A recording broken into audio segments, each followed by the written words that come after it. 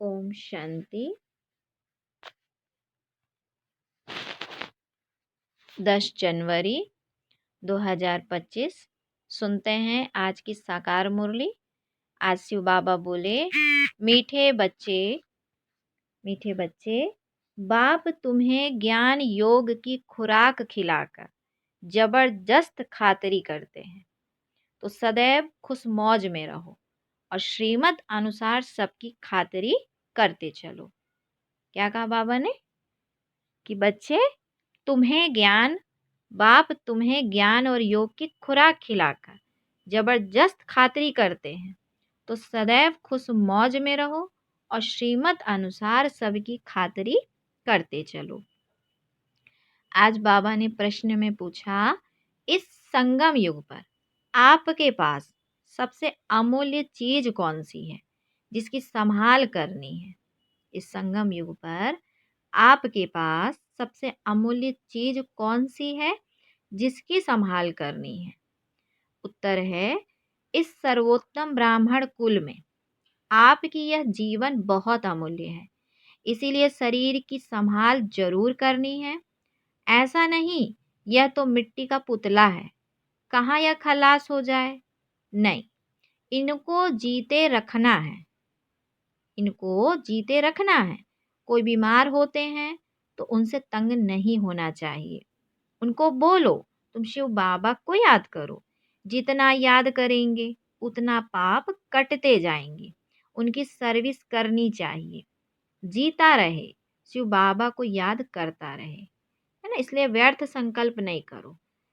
जैसे क्या होता है, बीमार होते हैं, दुख होता है, तकलीफ होती है, तो क्या संकल्प करते हैं कि भगवान हमें तो अब उठा ले।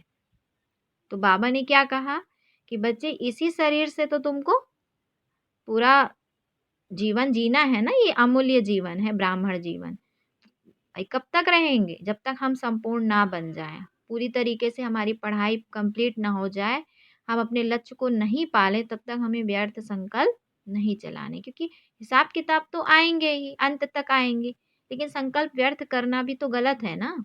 इसीलिए बाबा ने कहा कि जितना याद करेंगे उतना पाप कटते जाएंगे। उनकी सर्विस करनी चाहिए, जीता रहे, शिव बाबा को याद करता रहे। अच्छा, आज सुनते हैं मुरली को विस्तार से। ज्ञान का तीसरा नेत्र देने वाला रूहानी बाबा बैठ रूहानी बच्चों को समझाते हैं। ज्ञान का तीसरा नेत्र सिवाय बाप के और कोई दे नहीं सकता। क्या कहा बाबा ने कि ज्ञान का तीसरा नेत्र सिवाय बाप के और कोई दे नहीं सकता। अभी तुम बच्चों को ज्ञान का तीसरा नेत्र मिला है। अभी तुम बच्चे जानते हो यह पुरानी दुनिया बदलने वाली है। बेचारे मनुष्य नहीं जानते कि कौन बदलाने वाला और कैसे बदलाते हैं। कौन है बदलाने वाला और कैसे बदलाते हैं? क्योंकि उन्हों को ज्ञान का तीसरा नेत्र ही नहीं है। भाई जब समझ आएगी तब तो पता चलेगा ना कि कौन है बदलने वाला, कौन है बदलाने वाला। क्योंकि उन्हों को ज्ञान का तीसरा नेत्र ही नहीं है। तुम बच्चों को अभी ज्ञान का तीसरा नेत्र मिला है, जिससे तुम सृष्टि के आदि मध्य अंत को जान गए हो। यह है ज्ञान की सैक्रीन। सैक्रीन की एक बूंद भी कितनी मीठी होती है। ज्ञान का एक ही अक्षर है, मन मना भव। यह अक्षर कितना मीठा है। अपने को आत्मा समझ बाप को याद करो। बाप शांति धाम और सुख धाम का रास्ता बता रहे हैं। बाप आए हैं बच्चों को स्वर्ग का वर्षा देने। तो बच्चों को कितनी खुशी रहनी चाहिए। कहते भी हैं खुशी जैसी खुराक नहीं। जो सदैव खुश मौज में रहते हैं उनके लिए यह जैसे खुराक होती है। 21 जन्म मौज में रहने की यह जबरदस्त खुराक है। यह खुराक सदैव एक दो को खिलाते रहो। यह है एक दो की जबरदस्त खातिरी। कौन सी खातिरी? खुशी की खुराक। तो ऐसी खातिरी और कोई मनुष्य मनुष्य की कर ना सके। तुम बच्चे श्रीमत पर सभी की रूहानी खातिरी करते हो। सच्ची सच्ची खुश खैराफत भी यह है किसको बाप का परिचय देना। मीठे बच्चे जानते हैं कि बेहद के बाप द्वारा हमको जीवन मुक्ति की सौगात मिलती है। सतयुग में भारत जीवन मुक्त था, पावन था। बाप बहुत बड़ी ऊंची खुराक देते हैं, तब तो गायन है। अतीन्द्रिय सुख पूछना हो तो गोप गोपियों से पूछो। यह ज्ञान और योग की कितनी फर्स्ट क्लास वंडरफुल खुराक है। और यह खुराक एक ही रूहानी सर्जन के पास है। कौन है वो? शिव बाबा। और किसको इस खुराक का मालूम भी नहीं है, क्योंकि शिव बाबा को ही कोई नहीं जानता, तो खुराक कहाँ से आएगी। तो बाप कहते हैं, मीठे बच्चों, तुम्हारे लिए तिरी अर्थात हथेली पर सौगात लाया हूं। मुक्ति, जीवन मुक्ति की यह सौगात मेरे ही पास रहती है। कौन बाप कह रहे हैं? शिव बाप। तो कहा कि मेरे पास ही यह सौगात रहती है, कल्प कल्प मैं ही आकर तुमको यह सौगात देता हूँ। फिर रावण छीन लेता है। तो अभी तुम बच्चों को कितनी खुशी का पारा चढ़ा रहना चाहिए। तुम जानते हो, हमारा एक ही बाप टीचर और सच्चा सच्चा सतगुरु है, जो हमको साथ ले जाते हैं। मोस्ट बिलवेड बाप से विश्व की बादशाही मिलती है। यह कम बात है क्या? बच्चों को सदैव हर्षित रहना चाहिए, खुश रहना चाहिए। Godly student life is the best.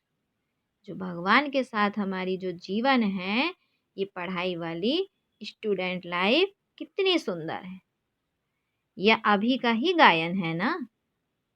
पहले कभी पढ़ते थे क्या भगवान से? तो कब की यादगार है। संगम युग में जो भगवान से डायरेक्ट पढ़ाई मिलती है, डायरेक्ट वर्षा मिलता है, उसके लिए गायन है कि godly student life is the best. फिर नई दुनिया में तुम सदैव खुशियां मनाते रहेंगे। दुनिया नहीं जानती कि सच्ची सच्ची खुशियां कब मनाई जाएगी। मनुष्यों को तो सत्यों का ज्ञान ही नहीं है, तो यहाँ ही मनाते रहते हैं। परंतु इस पुरानी तमो प्रधान दुनिया में खुशी कहाँ से आई? यहाँ तो त्राही त्राही करते रहते हैं। कितना दुख की दुनिया है। तो बाप तुम बच्चों को कितना सहज रास्ता बताते हैं। गृहस्थ व्यवहार में रहते कमल फूल समान रहो। धंधा धोरी आदि करते भी मुझे याद करते रहो। जैसे आशिक और मासूक होते हैं, वह तो एक दो को याद करते रहते हैं, वह उनका आशिक, वह उनका मासूक होता है। यहाँ यह बात नहीं है। यहाँ तो तुम सभी एक मासूक के जन्म जन्मांतर के आशिक हो। बाप तुम्हारा कभी आशिक नहीं बनता। तुम उस मासूक को आने के लिए याद करते आए हो। तुम उस मासूक को आने के लिए याद करते आए हो। जब दुख जास्ती होता है तो जास्ती सुमिरन करते हैं। तब तो गायन भी है, दुख में सिमरण सब करे, सुख में करे न कोई। तो कौन सा सुख और कौन सा दुख? जब ऊपर से नीचे उतरते हैं तो सुख से दुख में आते हैं ना। तो दुख में आए तो सुख भूल गया। अब वो दुख ज्यादा हो गया तो भगवान को बुलाना चालू किया। तो भगवान आया, सुख में भेज दिया, फिर भूल गए। तो सुख में सिमरण नहीं करते, दुख में सिमरण करते हैं।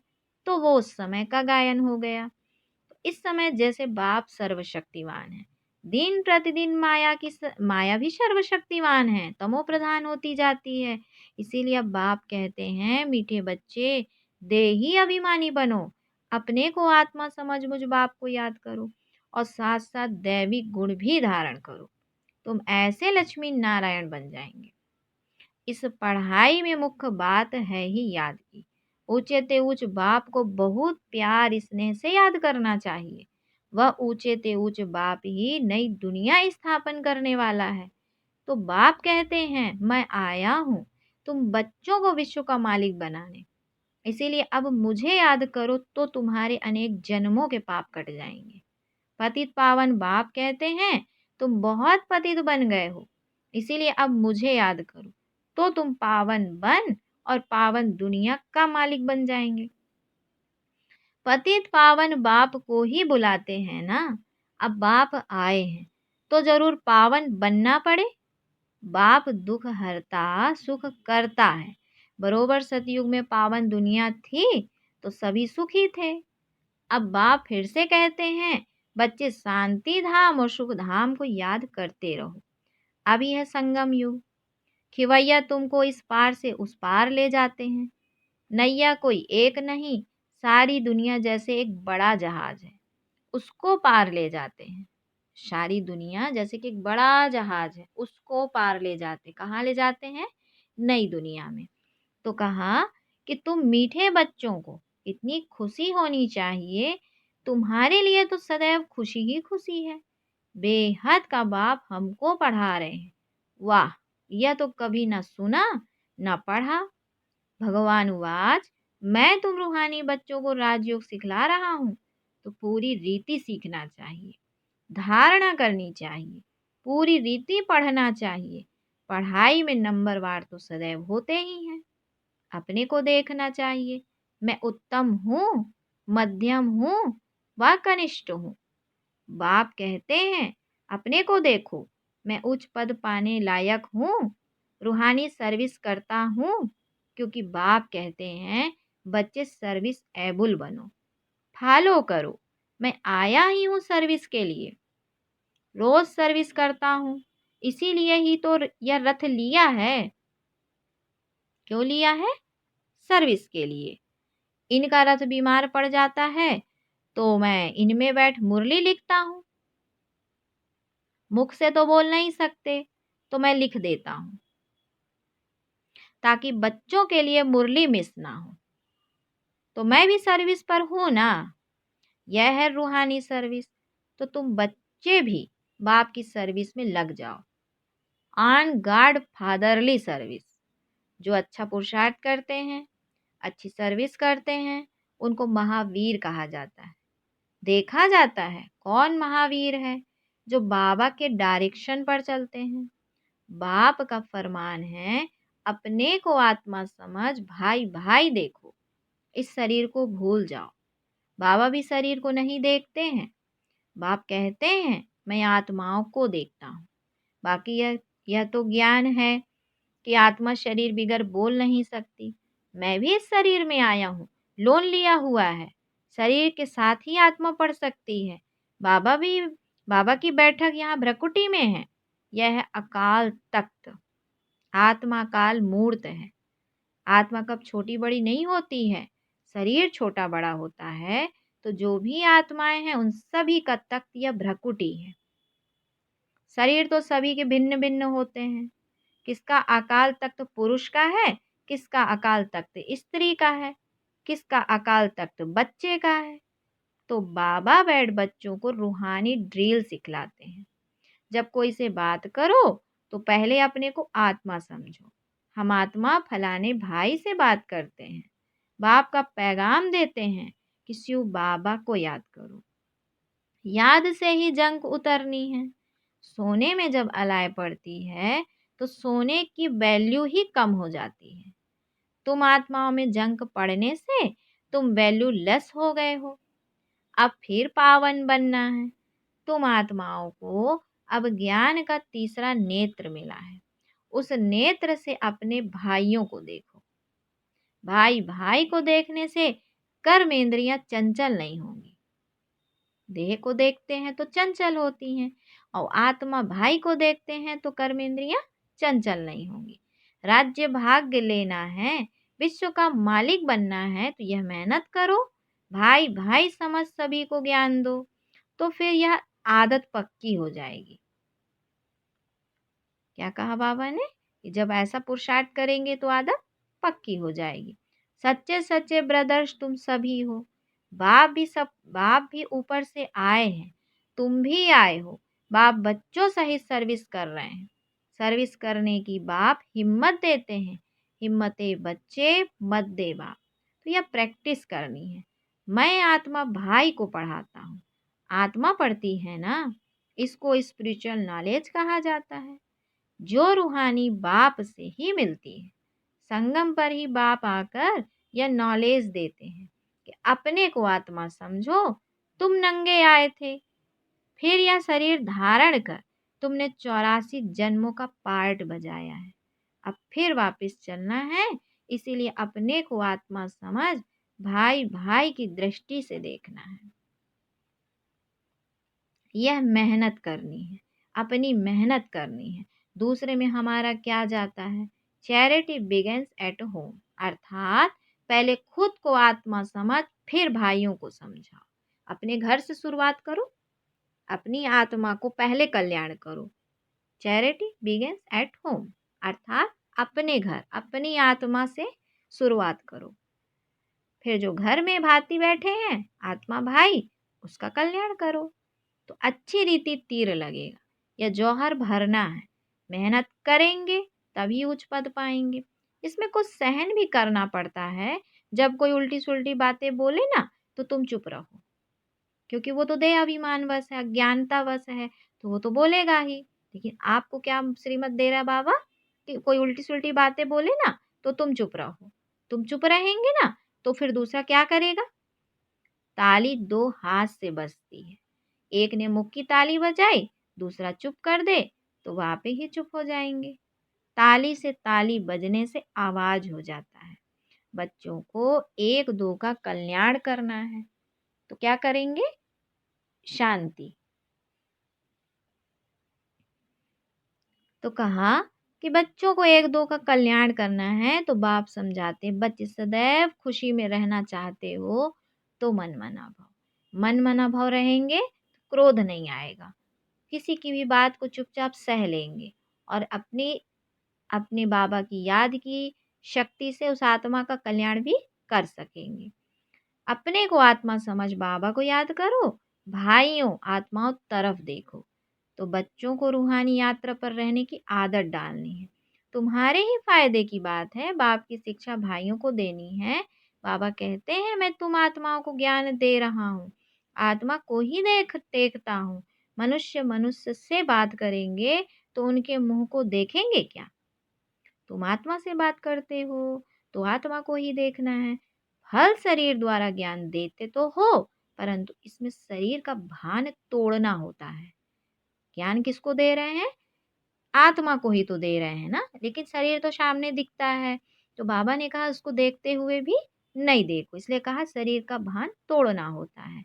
तो पहले तो तुम खुद आत्मा बन के बैठोगे, तभी तो तुम्हें दूसरे का शरीर नहीं दिखाई देगा। तो तुम्हारी आत्मा समझती है कि परमात्मा बाप हमको ज्ञान दे रहे हैं। बाप भी कहते हैं आत्माओं को देखता हूँ, आत्माओं को ही कहता हूँ। आत्माएं भी कहती हम परमात्मा बाप को ही देखते हैं, उनसे नॉलेज ले रहे हैं। इसको कहा जाता है स्पिरिचुअल ज्ञान की लेन देन। आत्मा की आत्मा के साथ, आत्मा में ही ज्ञान है, आत्मा को ही ज्ञान देना है। यह जैसे जौहर है, तुम्हारे ज्ञान में यह जौहर भर जाएगा तो किसको भी समझाने से झट तीर लग जाएगा। बाप कहते हैं प्रैक्टिस करके देखो, तीर लगता है या ना? तीर लगता है ना? यह नई टेव डालनी है, तो फिर शरीर का भान निकल जाएगा। माया के तूफान कम आएंगे, बुरे संकल्प नहीं आएंगे, क्रिमिनल आई भी नहीं रहेगी। हम आत्मा ने 84 का चक्कर लगाया, अब नाटक पूरा होता है। अब बाबा की याद में रहना है। याद से ही तमो प्रधान से सतो प्रधान बन, सतो प्रधान दुनिया के मालिक बन जाएंगे। कितना सहज है। बाबा जानते हैं बच्चों को यह शिक्षा देना भी मेरा ही पार्ट है, कोई नई बात नहीं है। हर 5000 वर्ष बाद हमको आना होता है। मैं बंधाएमान हूँ, बच्चों को बैठ समझाता हूँ। मीठे बच्चे, रूहानी याद की यात्रा में रहो तो अंत मते सो गति हो जाएगी। यह अंत काल है ना, माम एकम याद करो तो तुम्हारी सदगति हो जाएगी। याद की यात्रा से पाया मजबूत हो जाएगा। यह देही अभिमानी बनने की शिक्षा एक ही बार तुम बच्चों को मिलती है। कितना वंडरफुल ज्ञान है। बाबा वंडरफुल है तो बाबा का ज्ञान भी वंडरफुल है। कब कोई बता ना सके। अभी वापस चलना है, इसीलिए तो बाप कहते हैं मीठे बच्चों यह प्रैक्टिस करो, अपने को आत्मा समझ, आत्मा को ज्ञान दो। तीसरे नेत्र से भाई भाई को देखना है, यह बड़ी मेहनत है। यह है तुम ब्राह्मणों का सर्वोत्तम उच्चते उच्च कुल। इस समय तुम्हारा जीवन अमूल्य है, इसलिए इस शरीर की भी संभाल करनी है। तमो प्रधान होने कारण शरीर की आयु भी कम होती गई है। अब तुम जितना योग में रहेंगे उतना आयु बढ़ेगी। तुम्हारी आयु बढ़ते बढ़ते 150 वर्ष हो जाएगी सतयुग में।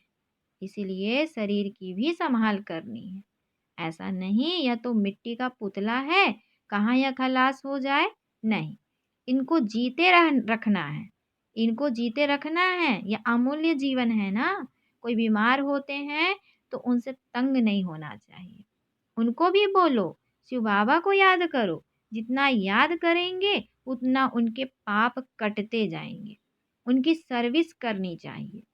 जीता रहे, शिव बाबा की याद करता रहे। यह तो समझ रहती है ना। हम बाबा को याद करते हैं, आत्मा याद करती है बाप से वर्षा पाने के लिए। अच्छा, फिर बाबा ने बच्चों को याद प्यार दिया। मीठे मीठे सिकिलधे बच्चों प्रति माता पिता बाप दादा का याद प्यार और गुड मॉर्निंग। रूहानी बाप की रूहानी बच्चों को नमस्ते। हम रूहानी बच्चों की रूहानी माता पिता बाप दादा को याद प्यार गुड मॉर्निंग और नमस्ते। सुनते हैं आज की धारणा के लिए मुख्य सार है। पहला पॉइंट है, बाबा बोले अपने को देखो। मैं पुरुषार्थ में उत्तम हूँ, मध्यम हूँ या कनिष्ठ हूँ। मैं उच्च पद पाने के लायक हूँ, मैं रूहानी सर्विस करता हूँ। तो ये सारी बातें चेक करनी है। दूसरा पॉइंट में बाबा ने कहा तीसरे नेत्र से आत्मा भाई को देखो। भाई भाई समझ सभी को ज्ञान दो। आत्मिक स्थिति में रहने की आदत डालो तो कर्मेंद्रियां चंचल नहीं होंगी। क्या कहा बाबा ने कि आत्मिक स्थिति में रहने की आदत डालो तो कर्मेंद्रियां चंचल नहीं होंगी। चंचल का मतलब होता है गलती नहीं होगी। क्योंकि जब बुद्धि एकाग्र रहती है किसी बात के लिए तो गलती नहीं होती है। और जब वही देह भान में रहते हैं करते हैं तो उसमें देह भान में करते हैं तो इंद्रियों से गलती हो जाती, हिंसा हो जाती, विकर्म बन जाता, पाप हो जाता है। तो बाबा कहते जितना हम आत्मिक स्थिति में रहेंगे मतलब फुल पावर में रहेंगे, फुल एकाग्रता में रहेंगे तो हमारे हर कर्म में रूहानियत होगी, सत्यता होगी, शुद्धता होगी, एक प्यूरिटी का वाइब्रेशन होगा जो वातावरण को भी परिवर्तित करेगा। बाबा ने बच्चों को वरदान दिया कि ब्रह्मा बाप समान महात्याग से महाभाग्य बनाने वाले फरिश्ता सो विश्व महाराजन भाव। ब्रह्मा बाप समान महात्याग से महान भाग्य बनाने वाले फरिश्ता सो विश्व महाराजन भव। फरिश्ता सो विश्व महाराजन बनने का वरदान उन्हीं बच्चों को प्राप्त होता है जो ब्रह्मा बाप के हर कर्म रूपी कदम के पीछे कदम उठाने वाले हैं, जिनका मन बुद्धि संस्कार सदा बाप के आगे समर्पित है। जैसे ब्रह्मा बाप ने इसी महात्याग से महान भाग्य प्राप्त किया, अर्थात नंबर 1 संपूर्ण फरिश्ता और नंबर 1 विश्व महाराजन बने। ऐसे फॉलो फादर करने वाले बच्चे भी महान त्यागी व सर्वस्व त्यागी होंगे। संस्कार रूप से भी विकार के अंश का त्याग करेंगे। संस्कार रूप से भी विकारों के वंश का त्याग करेंगे।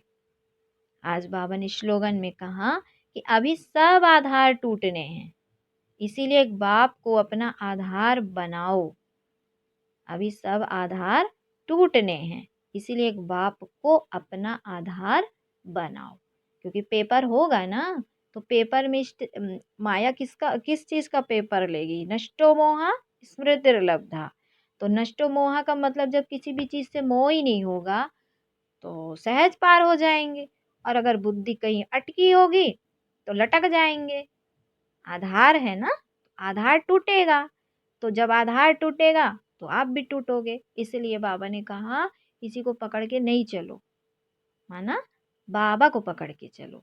किसी भी प्रकार का वस्तु वैभव धन दौलत साधन सुविधाएं जो कुछ भी आधार हमने अभी पकड़ रखे हैं जिसके द्वारा हमारी आत्मा की उन्नति हो रही है तो धोखा माया तो धोखा देगी, परीक्षा तो लेगी। इसलिए बाबा ने कहा कि बच्चे सब टूट जाएगा आधार, इसलिए एक बाप को पकड़ के चलेंगे तो अंत तक चल पाएंगे, नहीं तो वो भी गिरा, हम भी गिरे। ऐसा नहीं करना है। अच्छा, आज बाबा की मनसा पॉइंट है, इतनी सारी प्रकृति को परिवर्तन करना, तमोगुणी संस्कार वाली आत्माओं के तमोगुणी वाइब्रेशन को बदलना और स्वयं को भी ऐसे खूने नाहक वायुमंडल के वाइब्रेशन से सेफ रखना तथा उन आत्माओं को सहयोग देना, इस विशाल कार्य के लिए क्या करना पड़ेगा? ज्ञान सुनाने जाएंगे? हाँ, मेला लगाएंगे, स्टेज बना के भाषण देंगे? नहीं, क्या करेंगे? मनसा को शुभ भावनाओं से संपन्न शक्तिशाली बनाओ, क्योंकि समय परिवर्तन हो गया है, सेवा का पार्ट चेंज हो गया है। अभी मनसा सेवा ज्यादा करो, क्योंकि अभी कौन सी सृष्टि की रचना हो रही है? संकल्प से सृष्टि। बाबा ने कहा ना, शुरू शुरू में ही बाबा बोलते थे ब्रह्मा ने संकल्पों से सृष्टि रची। वाचा की सेवा तो इसलिए भाई बाबा कहता है ब्राह्मणों को अपना भाग्य बनाने के लिए, हर कार्य को करने के लिए बाबा ने बच्चों को मतलब ब्राह्मण जीवन में सेवा का आधार दिया कि बच्चे उस सेवा में बिजी रहेंगे, उनका समय भी सफल होगा, भाग्य भी बनेगा। लेकिन अब समय बदल गया। क्या बदल गया? कि अब तो कहीं जा भी नहीं सकते। अभी आज सामने भी देख रहे हैं अपन, कैसे कैसे अभी वायरस का भी सुन रहे हैं समाचारों द्वारा। तो फिर से वही परिवर्तन हो रहा है समय कि अभी सब फिर से अपने अपने घरों में हो सकता है सेव हो जाएं। तो क्या करेंगे? ज्ञान तो नहीं सुना सकते किसी को, किसी से बात तो नहीं हो पाएगी, मिलना जुलना भी नहीं हो पाएगा अब ज़्यादा। तो बाबा यही कहते कि बच्चे इस विशाल कार्य के लिए, कौन सा विशाल कार्य बोला? कि प्रकृति को भी परिवर्तन करना, सारी प्रकृति को परिवर्तन करना, तमोगुणी संस्कार वाली आत्माओं के तमोगुणी वाइब्रेशन को बदलना, स्वयं को भी ऐसे खूने नाहक वायुमंडल गल के वाइब्रेशन में सेफ रखना तथा उन आत्माओं को सहयोग देना, इस विशाल कार्य के लिए मनसा को शुभ भावनाओं से शक्तिशाली बनाओ। तो बाबा की याद और आत्मिक स्थिति में जितना हम रहेंगे, उतनी हमारी मनसा शुद्ध बनेगी, पवित्र बनेगी, तो वो शक्तिशाली सेवा कर सकेगी। अच्छा, ओम शांति, ओम शांति। शुक्रिया बाबा, शुक्रिया।